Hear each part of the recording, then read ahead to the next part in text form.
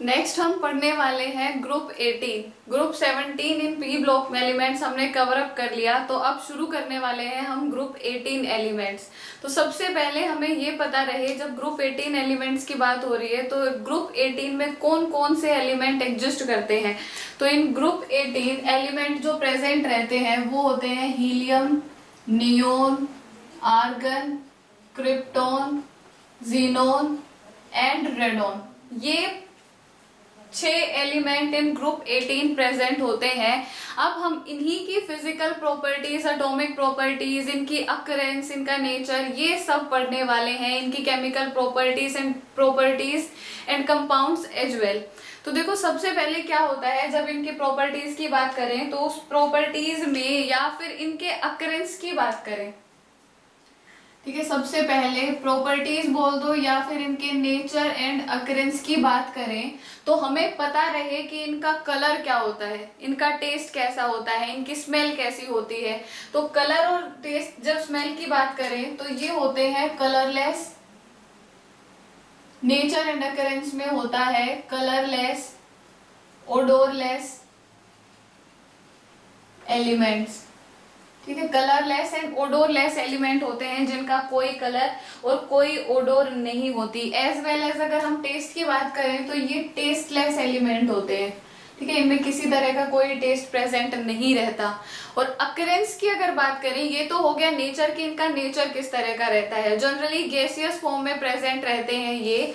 और अकरेंस की अगर बात करें तो पूरे एटमॉस्फेयर में जो 1% ड्राई एयर रहती है, ठीक है, 1% जो ड्राई एयर होगी उसमें इनकी कंपोजिशन, सभी नोबल गैसेस की कंपोजिशन देखने को मिलती है, ठीक है। ये अकरेंस होती है इनकी।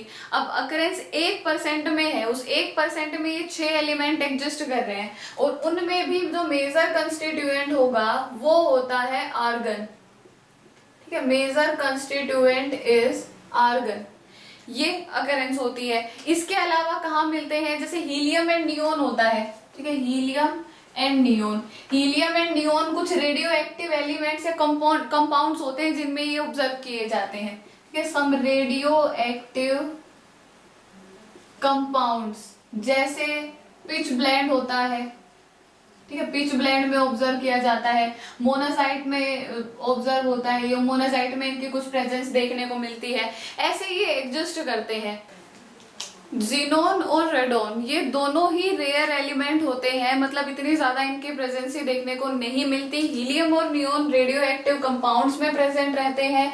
अच्छा, अगर मेजर हीलियम का रिसोर्सेज देखे जाए या हीलियम को अगर कमर्शियल सोर्स देखें हीलियम का, तो वो होती है नेचुरल गैसेस, ठीक है। उनको क्या बोला जाता है, मतलब उनको बोला जाता है नेचुरल गैसेस, जहां से हीलियम एंड नियोन ऑब्टेन किए जाए या मेजरली हीलियम ऑब्टेन किया जाए। अच्छा, इसके बाद बचा रेडॉन। रेडॉन होता है रेडियो एक्टिव डिके से ऑब्टेन, है ना, ये ऑब्टेन होता है फ्रॉम रेडियो एक्टिव डिके। ये इनकी अकरेंस हो गई और इनका नेचर हो गया। ये पहली केमिकल फिजिकल और एटॉमिक प्रॉपर्टी होती है जिसमें हमने इनके फिजिकल स्टेट देखी, इनके फिजिकल अपीयरेंस जिसे बोलते हैं वो देखा, किस किस फॉर्म में या किस तरह से ये हमें ऑब्टेन हो सकते हैं, वो चीजें हमने देखी। इसके बाद अगर हम बात करें सेकेंड प्रॉपर्टी की, तो वो होती है इलेक्ट्रॉनिक कॉन्फ़िगरेशन, ठीक है। नेक्स्ट प्रॉपर्टी क्या होती है, इलेक्ट्रॉनिक कॉन्फ़िगरेशन। इलेक्ट्रॉनिक कॉन्फ़िगरेशन से मतलब हमने कंप्लीट जब पी ब्लॉक के कॉन्फ़िगरेशन देखी थी तो हमने देखा था कि यहाँ कॉन्फ़िगरेशन होती है from NS2 to NS2 NP1 to 6, 5 तक कवर कर लिया ग्रुप 17 में। अब बचा क्या, NS2 NP6। तो यहाँ कॉन्फ़िगरेशन क्या आ जाती है, NS2 NP6, ठीक है। अब देखो NS2 NP6 मैंने स्टार्टिंग में नहीं बताया कि इनको कलेक्टिवली क्या बोलते हैं, किस नाम से ये डिनोट किए जाते हैं। वो इसलिए नहीं बताया क्योंकि अभी आपको ये अच्छे से क्लियर हो जाएगा।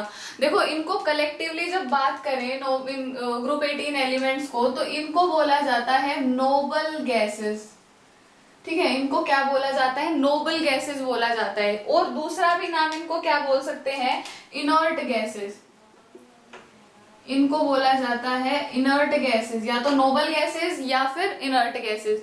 नोबल या इनर्ट गैस क्यों बोलते हैं कि जैसा कि हम देख पा रहे हैं इनकी इलेक्ट्रॉनिक कॉन्फ़िगरेशन जो है वो इलेक्ट्रॉनिक कॉन्फ़िगरेशन में इनकी वैलेंस शेल कंप्लीटली फिल्ड है, ठीक है, फुल्ली फिल्ड वैलेंस शेल होती है इनकी, जिसकी वजह से ना तो ये इलेक्ट्रॉन्स का एक्सचेंज कराते हैं, ना इलेक्ट्रॉन्स का एक्सचेंज नहीं कराते in order to complete their octet. जब ये इलेक्ट्रॉन को एक्सचेंज कराएंगे ही नहीं तो ये ना तो कोई ऑक्सीडेशन ऐसा कुछ स्टेट शो कराते, ना ऐसी कोई स्पेशल इनकी केमिकल प्रॉपर्टीज होती, ना किसी के साथ ही इजीली इतना जल्दी रिएक्ट करेंगे। तो उस रिएक्शन होने की टेंडेंसी जो होती है वो बहुत कम होती है, नेग्लेजिबल होती है। उसकी वजह से इनको क्या बोल दिया जाता है कि ये इनर्ट गैसेस होती है, या फिर इनको नोबल गैसेस बोला जाता है, नोबल एलिमेंट्स भी बोलते हैं। ये हो गई इलेक्ट्रॉनिक कॉन्फ़िगरेशन की बात।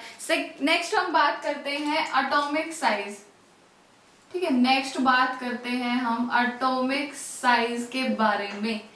एटॉमिक साइज का एज यूजुअल वही फंडा रहेगा जो अभी तक के सभी ग्रुप में पढ़ते आ रहे थे कि on moving down the group, moving down the group atomic size increases. Atomic size बढ़ जाएगा या बढ़ता है जैसे जैसे हम डाउन द ग्रुप मूव करते हैं, because principal quantum number goes on increasing as we move down the group. जैसे जैसे हम डाउन द ग्रुप मूव करते हैं प्रिंसिपल क्वांटम नंबर क्या होता है, इंक्रीज होता है, या फिर ये बोल सकते हैं नंबर ऑफ शेल इंक्रीज हो जाती है।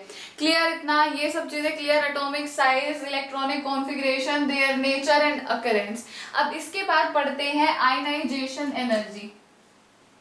नेक्स्ट पढ़ते हैं आयनाइजेशन एनर्जी। आई होप आप लोगों को पता रहे कि क्योंकि जो बच्चे हमारे साथ पहली क्लास से जुड़े हुए हैं उन सबको आयनाइजेशन एनर्जी पता होगी। हम ग्रुप 17 तक आयनाइजेशन एनर्जी डिस्कस करते आ रहे होते हैं ना। तो आयनाइजेशन एनर्जी एक्चुअली होती क्या है, वो अमाउंट ऑफ एनर्जी जो रिक्वायरमेंट में आए जब हम किसी वैलेंस इलेक्ट्रॉन को रिमूव करें from an isolated gaseous atom. जब हम वैलेंस इलेक्ट्रॉन को रिमूव कराएं तो उस एनर्जी को क्या बोला जाता है, आयनाइजेशन एनर्जी। अब देखो वैलेंस इलेक्ट्रॉन को रिमूव क्यों कराएंगे, in order to give them stability. But अगर इनर्ट गैसेस की बात करें तो भैया ये ऑलरेडी ही बहुत स्टेबल है, NH2 है, दैट मीन्स ये completely filled valence shell show कराते हैं, इनको इलेक्ट्रॉन डोनेट करने की या रिमूव कराने की है ही नहीं जरूरत। तो अगर हमें अब एनर्जी लगानी है तो वो एनर्जी क्या होगी, बहुत ज्यादा। मतलब अगर अभी एनर्जी निकालनी है तो इनकी स्टेबिलिटी वाली स्टेट में से इलेक्ट्रॉन देंगे नहीं देंगे, तो हमें एनर्जी भी क्या लगानी पड़ेगी, ज्यादा लगानी पड़ती है। तो हम क्या बोलते हैं कि नोबल गैसेस की एनर्जी जो होती है वो हाईएस्ट आयोनाइजेशन एनर्जी शो कराते हैं, हाईएस्ट आयोनाइजेशन एनर्जी। तो और यूजुअली ऐसे बोला जाए तो यूजुअली हम क्या बोल सकते हैं, that ionization energy is inversely proportional to size. Size के इनवर्सली प्रोपोर्शनल होती है। पीरियड में साइज डिक्रीज होता है, ग्रुप में साइज इंक्रीज होता है। और जो फ्लोरीन वाला नेक्स्ट ग्रुप होता है फ्लोरीन से, ग्रुप 18, वो पीरियड में सबसे लास्ट एग्जिस्ट करता है। दैट मीन सबसे छोटा साइज इसी उसका है, ग्रुप का है। अब जब सबसे छोटा साइज इस ग्रुप का है दैट मीन्स इनकी आयनाइजेशन एनर्जी क्या रहेगी, सबसे ज्यादा। ठीक है, ये हो गया आयनाइजेशन एनर्जी का पंगा। नेक्स्ट देखते हैं इलेक्ट्रॉन गेन एंथैल्पी। नेक्स्ट पढ़ते हैं इलेक्ट्रॉन गेन एंथैल्पी। हमने जब 17th ग्रुप कवर किया था तो हमने देखा था, पढ़ा था कि इलेक्ट्रॉन गेन एंथैल्पी की वैल्यू फॉर नोबल गैसेस होती है positive. Positive electron gain enthalpy show कराते हैं। ये अकेला ऐसा ग्रुप होता है पूरी पीरियोडिक टेबल में जो positive electron gain enthalpy show कराएगा। अदरवाइज इसके अलावा जितने बच गए वो सब क्या कराएंगे, नेगेटिव शो कराते हैं। दैट मीन्स अगर पॉजिटिव है तो हमें यहाँ क्या करनी पड़ेगी, एनर्जी प्रोवाइड करनी पड़ेगी। We have to provide energy in order to gain electron. मतलब इसको अगर इलेक्ट्रॉन देना है तो तुम इलेक्ट्रॉन दोगे, बट इसको तो जरूरत नहीं है तो तुम इलेक्ट्रॉन दोगे तो तुम्हें इलेक्ट्रॉन के साथ साथ एनर्जी भी देनी पड़ेगी, क्योंकि उसको तो है नहीं जरूरत। अब तुम करोगे तो जबरदस्ती करोगे तो तुम एनर्जी भी दो उसको जबरदस्ती झेलने के लिए। तो हम क्या करेंगे, क्या बोला जाता है दैट इन पूरी पीरियोडिक टेबल जो इलेक्ट्रॉन गेन एंथैल्पी की वैल्यू होती है वो पॉजिटिव होती है in only and only in case of group 18 elements. बाकी सबके लिए वो वैल्यू क्या आएगी, नेगेटिव वैल्यू आती है। अच्छा, इसके अलावा अब हम बात करें नेक्स्ट प्रॉपर्टी की, तो उससे पहले बता देती हूँ मैं कि ये कलरलेस, ओडोरलेस एलिमेंट होता है, टेस्टलेस एलिमेंट्स होते हैं। इसके साथ साथ ये मोनो एटॉमिक गैसेस की तरह बिहेव करते हैं। ठीक है, किसकी तरह बिहेव करेंगे? ये मोनो एटॉमिक गैसेस। अभी मोनो एटॉमिक क्यों बताया वो अभी समझ आ जाएगा। देखो नेक्स्ट प्रॉपर्टी हम देखते हैं, मेल्टिंग एंड बॉइलिंग पॉइंट। ठीक है, नेक्स्ट प्रॉपर्टी हम क्या देखते हैं? Melting and boiling point. अब इनके लिए जो नोबल गैसेस होती है, melting point and boiling point होता है low melting point and low boiling point. Even though जो हीलियम होता है, पूरे उसमें जितने नॉन एलिमेंट है पीरियोडिक टेबल में, उन सब में सबसे कम बॉइलिंग पॉइंट अगर किसी का है तो वो हीलियम का होता है। जब जितने भी अभी तक नॉन एलिमेंट हमने पढ़े हैं, उन सब में सबसे कम बॉइलिंग पॉइंट किसका होता है? हीलियम का। ठीक है, और वो हीलियम का जो बॉइलिंग पॉइंट है वो लो होता है। कितना लो होता है? कितनी वैल्यू होती है इसकी? 4.2 केल्विन। ये इतनी वैल्यू शो कराता है, मतलब इतना कम बॉइलिंग पॉइंट होता है इसका। और ये बॉइलिंग पॉइंट इनका कम होता क्यों है? पहली बात तो ये कि ये मोनो एटॉमिक गैसेस रहती हैं।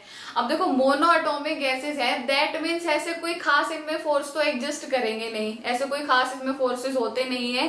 सिर्फ एक फोर्स ऑफ अट्रैक्शन इनमें एग्जिस्ट करता है, that is weak dispersion forces. क्या होते हैं? Weak dispersion forces. और ये वीक डिस्पर्शन फोर्सेस होते हैं, इनको ब्रेक करना, ऑलरेडी वीक है, single type of force of attraction present है, तो इनको ब्रेक करना बहुत इजी होता है। बहुत ही कम टेम्परेचर पे ये ब्रेक डाउन हो जाते हैं। तो जो melting point and boiling point होता है इनर्ट गैसेस का, वो क्या होता है? बहुत low melting point and boiling point ये शो कराते हैं।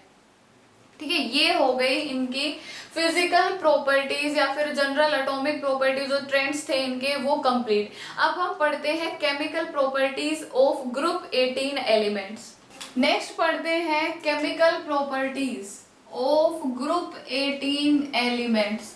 तो देखो केमिकल प्रॉपर्टीज क्या होंगी ग्रुप 18 एलिमेंट की, या फिर सबसे पहले हम ऑक्सीडेशन स्टेट ही पढ़ते आ रहे होते थे अपने सारे इसमें, तो हम अभी भी क्या पढ़ेंगे? ऑक्सीडेशन स्टेट देख लेते हैं। देखो ऑक्सीडेशन स्टेट की बात करें तो ग्रुप 18 में इनकी जो कॉन्फ़िगरेशन होती है दैट इज NS2NP6। NS2NP6 मतलब इनको नहीं है जरूरत सिंगल इलेक्ट्रॉन लेने की और देने की। ठीक है, इनका तो सही सेट है, स्टेबिलिटी बढ़िया है, इनकी वैलेंस शेल फुल्ली फिल्ड है। तो जब ये इलेक्ट्रॉन्स को एक्सचेंज कराएंगे नहीं, तो ऑक्सीडेशन की वर्सेटाइलिटी या ऑक्सीडेशन एग्जिस्टेंस करने का ऑक्सीडेशन स्टेट कोई मतलब नहीं है। तो देखो जब ये इनकी केमिकल प्रॉपर्टीज पढ़ते हैं ना ऑक्सीडेशन स्टेट के अलावा, तो इधर से इतना क्लियर हो जाता है कि देखो ये इनर्ट गैसेज होते हैं, ऐसा कोई खास रैंडम ऐसे रिएक्शन तो शो कराएंगे नहीं। ठीक है, ऐसा कोई मतलब अलग अलग वर्सेटाइलिटी रिएक्शन या फिर फॉर्म्स ऑफ रिएक्शन ऐसा कुछ शो नहीं कराती। इनकी जो केमिकल प्रॉपर्टीज होती है वो दो फैक्टर से एट्रीब्यूट होती है। पहला फैक्टर तो क्या होता है? पहला फैक्टर क्या होता है? इलेक्ट्रॉनिक कॉन्फ़िगरेशन जो होती है इनकी, इलेक्ट्रॉनिक कॉन्फ़िगरेशन जो इन एलिमेंट की एग्जिस्ट करेगी वो क्या होती है? Completely filled. एक हीलियम के लिए तो होती है NS2, बाकी सब के लिए क्या आ जाएगी? NS2NP6। मतलब अब फुल्ली फिल्ड इलेक्ट्रॉनिक कॉन्फ़िगरेशन की वजह से वैरायटी ऑफ केमिकल प्रॉपर्टीज नहीं ऑब्जर्व होती। दूसरा क्या रीजन होता है? इनकी high ionization enthalpy and positive electron gain enthalpy. ये भी अच्छा खासा कारण होता है जो जिम्मेदार होता है इनकी केमिकल प्रॉपर्टीज के लिए, कि एक तो इनकी इलेक्ट्रॉन गेन एंथैल्पी पॉजिटिव है, आयनाइजेशन एनर्जी बहुत ज्यादा है, तो इतनी मतलब केमिकल रिएक्शन नहीं ना ऑब्जर्व करी जाती इनकी। तो देखो हुआ क्या था, मतलब फिर भी अभी एक आधे कुछ कुछ तो रिएक्शन पड़ेंगे इनकी, ऐसा मतलब बिल्कुल नहीं कि बिल्कुल ही आइसोलेट होते हैं, नहीं, कुछ रैंडम रिएक्शन शो कराते हैं। अब देखो वो रिएक्शन कैसे हुई। नील्स बार्टलेट नाम के साइंटिस्ट ने एक कंपाउंड मतलब बनाया, एक कंपाउंड आइडेंटिफाई किया या कंपाउंड फॉर्म किया। उसने कौन सा कंपाउंड फॉर्म किया था? उसने फॉर्म किया था कंपाउंड ये O2 minus O2 plus PtF6 minus.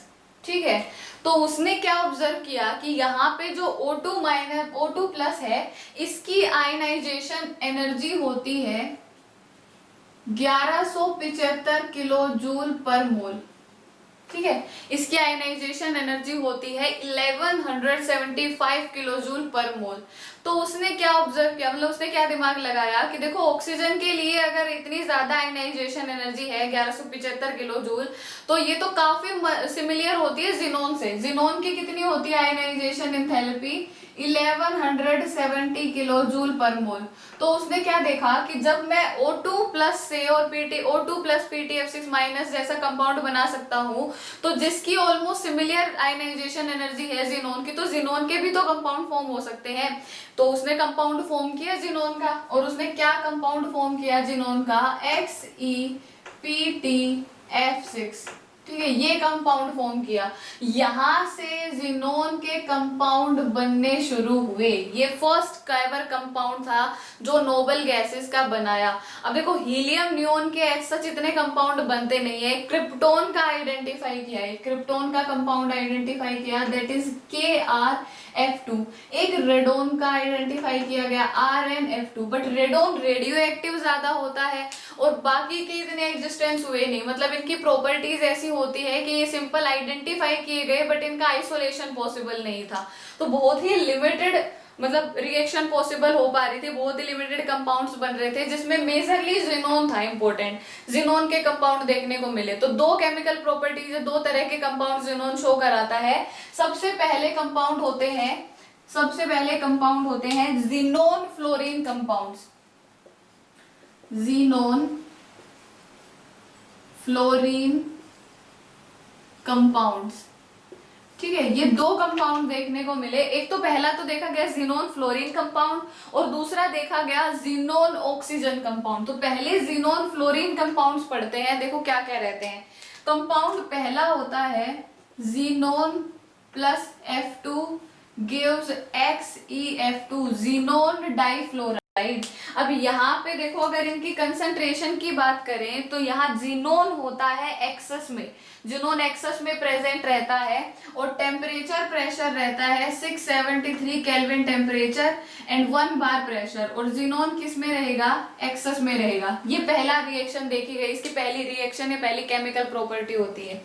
Second chemical property क्या आएगी, Xe plus 2F2 gives XeF4। इसमें टेम्परेचर और प्रेशर की कंडीशन क्या रहेगी, 873 kelvin temperature and 7 bar pressure, 873 kelvin temperature and 7 bar pressure.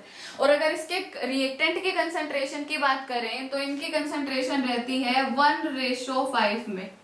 ठीक है, ये सेकंड कंपाउंड देखने को मिला, सेकंड जो जिनोन डाइफ्लोराइड, जिनोन टेट्राफ्लोराइड।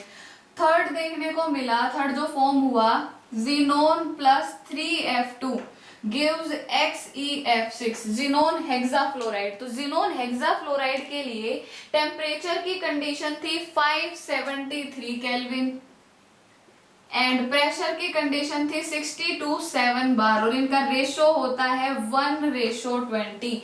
ये तीन जिनोन फ्लोरीन कंपाउंड ऑब्जर्व किए। पहला होता है जिनोन डाइफ्लोराइड, दूसरा होता है जिनोन टेट्राफ्लोराइड एंड तीसरा होता है जिनोन हेक्साफ्लोराइड। ये तीन कंपाउंड देखे जिनोन के। ये पहली केमिकल प्रॉपर्टी थी जो जिनोन शो कराता था। इनके किसी के नहीं होंगे, ये कारण बता दिया था कैसे कैसे क्यों क्यों नहीं होते। अच्छा, सेकंड जो रिएक्शन शो कराएगा जिनोन वो होती है जिनोन ऑक्सीजन कंपाउंड्स। सेकंड होते हैं जिनोन ऑक्सीजन कंपाउंड्स। तो जिनोन जब ऑक्सीजन के साथ करेगा या फिर जो जिनोन फ्लोराइड्स बने इनको भी जब हाइड्रोलाइज कराते हैं तो ये जिनोन ऑक्सीफ्लोराइड्स देते हैं, वो ऑक्सीजन रेलेवेंट कंपाउंड प्रोवाइड करेंगे। जैसे अगर हम बात करें एग्जाम्पल देखें पहला, तो हमने ले लिया xenon hexafluoride XeF6 plus H2O, इसको हाइड्रोलाइज कराएं तो ये देगा XeOF4 प्लस 2HF। ठीक है, ये प्रोवाइड करेगा ये XeF6 plus H2O gives XeOF4 plus 2HF। Xenon oxofluoride, इनको बोलते हैं जिनोन ऑक्सोफ्लोराइड्स। अच्छा, सेकंड अगर हम बात करें कंपाउंड तो वो होता है सिमिलरली इसी जैसे XeF6 प्लस 2H2O, यहाँ इसके 2 मोल कर दिए, तो यहाँ जो कंपाउंड बनेगा वो होता है XeO2F2 प्लस 4HF। ऐसे ही कुछ और भी कंपाउंड्स देखने को मिले, जैसे XeO3 देखने को मिला है, XeO3 की फॉर्मेशन कि जब इसमें हम कर दें 3H2O, XeF6 प्लस 3H2O, तो ये बनाएगा XeO3 प्लस 6HF। ये कंपाउंड भी ऑब्जर्व किए गए, ये कंपाउंड भी देखने को मिले। तो दो तरह के कंपाउंड ऑब्जर्व किए, देखो केमिकल प्रॉपर्टीज में xenon fluorine compound and xenon oxygen compound. Overall अगर हम बात करें तो हम ये बोल सकते हैं, देखो इनकी कंप्लीटली फुल्ली फिल्ड शेल होती है, जिसकी वजह से ऑक्सीडेशन स्टेट का कोई पंगा रहता नहीं है। दूसरा क्या देखा गया कि नील बार्टलेट ने कंपाउंड बनाया जिनोन का, तो जिनोन के कंपाउंड फॉर्म हुए और इस जिनोन के हमने दो तरह के कंपाउंड देखे कि दो तरह के ऐसे कंपाउंड फॉर्म होते हैं। अब बात आती है और केमिकल प्रॉपर्टी के दूसरे एलिमेंट जो बच गए वो नहीं कराएंगे रिएक्शन, या कैसे कराते हैं, क्यों नहीं कराते। तो कंपाउंड आइडेंटिफाई तो हुए, जैसे रेडोन डाइफ्लोराइड ऑब्जर्व हुआ, क्रिप्टोन डाइफ्लोराइड आइडेंटिफाई किया, बट इनका नेचर ऐसा होता है कि इनकी आइसोलेशन पॉसिबल नहीं थी, इनको आइसोलेट नहीं किया जा सकता, तो ये एग्जिस्ट भी नहीं करते, मतलब इतना इनकी केमिकल प्रॉपर्टीज भी नहीं पढ़ी जा सकती। तो हमें कुल मिला के ये दो पढ़ने थे, ये दो केमिकल प्रॉपर्टीज होती है इनके ग्रुप 18 एलिमेंट्स की, ये दो केमिकल प्रॉपर्टी हमने पढ़ी कुछ ऐसे। और ये कंपाउंड याद रखें क्योंकि ये फर्स्ट कंपाउंड था जो ग्रुप 18 एलिमेंट्स ने फॉर्म किया था, ग्रुप 18 एलिमेंट्स का शो हुआ। अब इसके बाद देखते हैं हम कि जो ये जिनोन ऑक्सीजन कंपाउंड बने और जो जिनोन फ्लोरीन कंपाउंड थे, इनकी शेप कैसी होती है, कैसे ये शेप निकाली जाती है। देखो सबसे पहले हम बात करते हैं शेप XeF2 के बारे में, ठीक है। सबसे पहले XeF2 की शेप देखते हैं। तो जितने भी एलिमेंट कंपाउंड ये होंगे ग्रुप 18 के, या फिर जितने भी हमने अभी पी ब्लॉक में पढ़े, जब शेप इनकी निकाली जाती थी, इनकी ज्योमेट्री निकाली जाती थी, तो उनका मेन फंडा होता था वेस्पर थ्योरी। हम valence shell electron pair repulsion theory use करते थे to identify their shape and geometry. तो देखो valence shell electron pair repulsion theory क्या बोलती है कि देखो भैया पहले पता रहे इलेक्ट्रॉन पेयर, और उसके बाद पता रहे हमें bond pair and lone pair, क्योंकि लोन पेयर रिपल्शन की वजह से ज्योमेट्री चेंज हो जाती है। तो उस अकॉर्डिंग देखो क्या ज्योमेट्री रहेगी, हम यहाँ पर निकालेंगे इलेक्ट्रॉन पेयर की वैल्यू। इलेक्ट्रॉन पेयर निकालने का फॉर्मूला होता है total number of valence electron in central atom. Central atom है जिनोन, वैलेंस इलेक्ट्रॉन कितने रहेंगे 8, plus number of univalent atom, 2 univalent atom है, 2 फ्लोरीन है, plus charge on compound, 0 charge है, डिवाइड कर दिया 2 से, मतलब n की वैल्यू आ गई हमारे पास यहाँ 5। ठीक है, n की वैल्यू कितनी एग्जिस्ट करी, 5 एग्जिस्ट करी। अब इस 5 में दो चीजें होंगी, दो चीजों को कंपोज करेगा, bond pair as well as lone pair. तो जितने सराउंडिंग एटम होते हैं उतने तो रहेंगे बॉन्ड पेयर और rest of them are lone pair. तो बॉन्ड पेयर भी सराउंडिंग एटम कितने हैं 2, तो 5 में से 2 तो हुए बॉन्ड पेयर, 3 क्या बच गए लोन पेयर। इस कंडीशन में जब हम वेस्पर थ्योरी के टेबल चेक करते हैं तो उसमें इनकी शेप आती है लीनियर शेप। कैसे बनेगी लीनियर शेप, ये XeF2 हो गया, लोन पेयर आएंगे 3, 1 2 एंड दिस 3। तो यहाँ शेप क्या हो जाती है इनकी लीनियर शेप। सेकेंड कंपाउंड हम पढ़ते हैं XeF6। सेकेंड कंपाउंड हम पढ़ेंगे XeF6। तो देखो XeF6 में अगर हम इलेक्ट्रॉन पेयर निकालें तो वो क्या होंगे, n की value 8 + 6 divide by 2, that is n की वैल्यू आ गई 7। n में भी दोनों चीजें आएंगी, bond pair as well as lone pair. Surrounding atom कितने हैं 6, दैट मीन्स बॉन्ड पेयर तो कितने आ गए 6, लोन पेयर कितना रहेगा 1। अब जब टेबल चेक करेंगे तो यहाँ पे जो ज्योमेट्री निकल के आती है इनकी, जब ये 6 लोन पेयर, 6 बॉन्ड पेयर और 1 लोन पेयर हो, तो वहां ज्योमेट्री होती है ओक्टाहेड्रल। ठीक है, तो ओक्टाहेड्रल बनाए हम इनकी इस तरह से X F F F F F and ये हो गया लास्ट F। 6 बॉन्ड पेयर हमने कर दिया अरेंज, लेकिन एक लोन पेयर अभी भी बचा हुआ है, तो हम जिधर चाहें इसको इधर अरेंज कर सकते हैं, क्योंकि हर जगह से सेम एनवायरनमेंट क्रिएट कर रहा है, कोई डिफरेंस नहीं है इसमें। तो यहाँ पे देखो, जब 6 बॉन्ड पेयर एक लोन पेयर था तो शेप कैसी थी इसकी, ओक्टाहेड्रल। बट ये ओक्टाहेड्रल इस एक लोन पेयर की वजह से, जो lone pair bond pair repulsion हुआ, वो स्ट्रक्चर को क्या कर देती है, डिस्टोर्ट कर देती है। तो ये क्या बन गया अपना, डिस्टोर्टेड ओक्टाहेड्रल।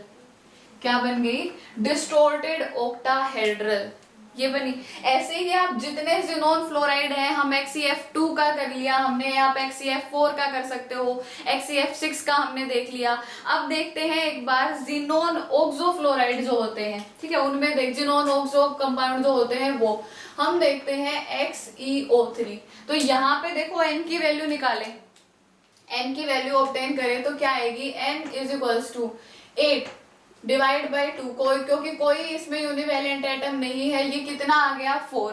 इस 4 में भी क्या आएंगे, lone pair and bond pair, जितने सराउंडिंग एटम उतने तो बॉन्ड पेयर, कितने 3 बच गए, वो लोन पेयर। जब 4 हो तो ज्योमेट्री या तो रहेगी टेट्राहेड्रल, या रहेगी पिरामिडल, या फिर रहेगी वी या बैंड शेप जिसको बोलते हैं। तो अभी के लिए अगर हम यहाँ देखें तो क्या मतलब ऐसे ऑब्जर्व होता है, क्या देखने को मिलता है, क्या बताते हैं हम, कि अगर 4 बॉन्ड पेयर 0 लोन पेयर है तो tetrahedral, 4 bond pair 1 lone pair है तो कौन सी शेप होगी, जो अमोनिया की होती है, that is pyramidal.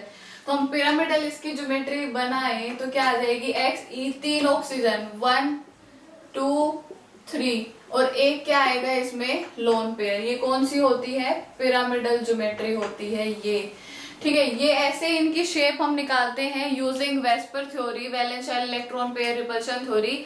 I hope ये आप सबको अच्छे से क्लियर हो गया होगा। अभी भी काफी सारे कंपाउंड है, XeO2F2 है, XeOF4 है, XeF4 है, तो वो सभी आप लोगों के लिए होमवर्क है। In case you have any problem you can mention it in comment section, हम डेफिनेटली इसका सॉल्यूशन प्रोवाइड करेंगे आपको।